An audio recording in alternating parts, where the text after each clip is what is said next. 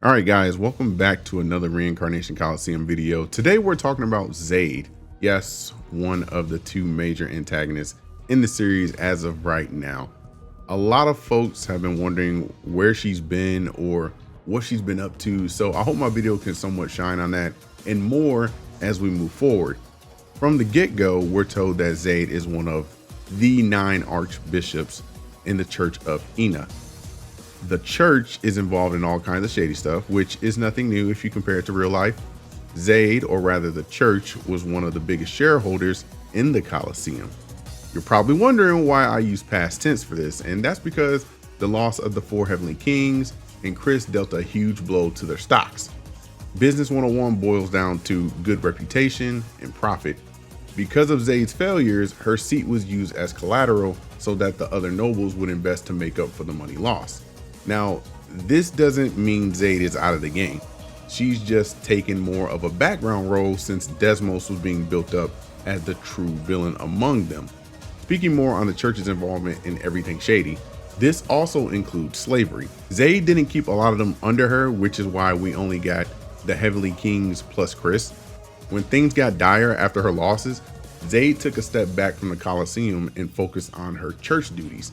One of those duties includes receiving funds or donations, as Alexandros did so in exchange for a specific slave. Of course, he lost Chris and reputation took a hit, but Zayd didn't lose anything since it wasn't her fight. It wasn't specified how much was donated or what was donated, but we do know that it takes 1,000 mana stones to summon someone from another world, which was stated in chapter 1. It's best to keep that in mind for 2 reasons. One, this could be indicating that Zayd will attempt the ritual again at a later point to summon someone equal to Mikagami, or 2, attempt to build a new roster of Heavenly Kings.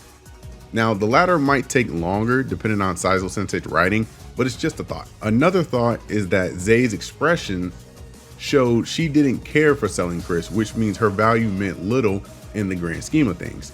Her skills got Zayd's attention and she was easy to manipulate since she was part of the church anyway. If we were to go by the fighter pyramid in chapter 28, I believe, she would be on the border between pros and exception classes. The nobles have already mocked Zayd for losing Alice, so when she lost Fine, Desmos had no choice but to suspend her from the Coliseum. Now, what happens next is pure speculation, but hear me out. The next fight is likely to be Fine Catastrophe's tag battle. That much we know, but does that mean Zayd will appear? Her last appearance was in chapter 23 with Alexandros. There are a few options that could trigger her showing up. The first is employing the Dark Elves we see on the cover art. I wouldn't put it past Zayd having connections to where she can hire Dark Elves.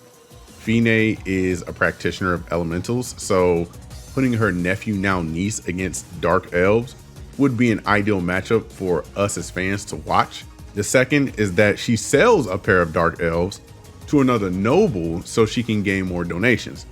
On one hand, it doesn't hurt Zayd's reputation, and on the other, it puts money back in the church's pockets. Safe and achievable.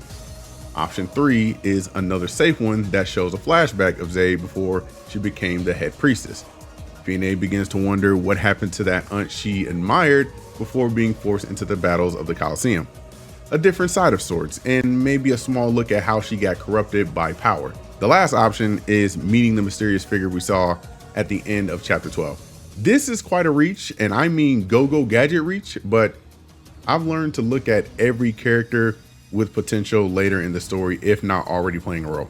I can see them both wanting Mikagami gone, so striking some type of partnership could come out of that if the story allows it. You get what I'm saying?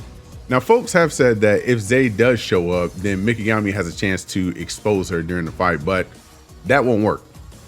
Reason being that Zayd literally has power to sweep scandals and whatnot under the rug. Her position is very political, and you know how good folks in politics are with making things disappear.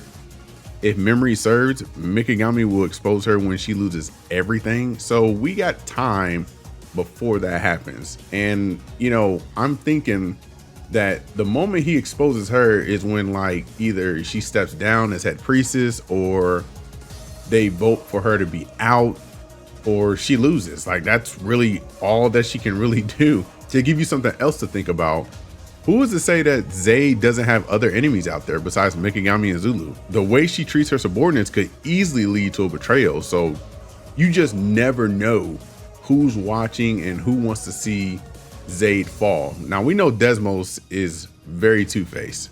Desmos doesn't care as long as Desmos is entertained. So as much as Desmos calls Zayd her friend and everything, I would take that like with a grain of salt. She don't care about Zayd.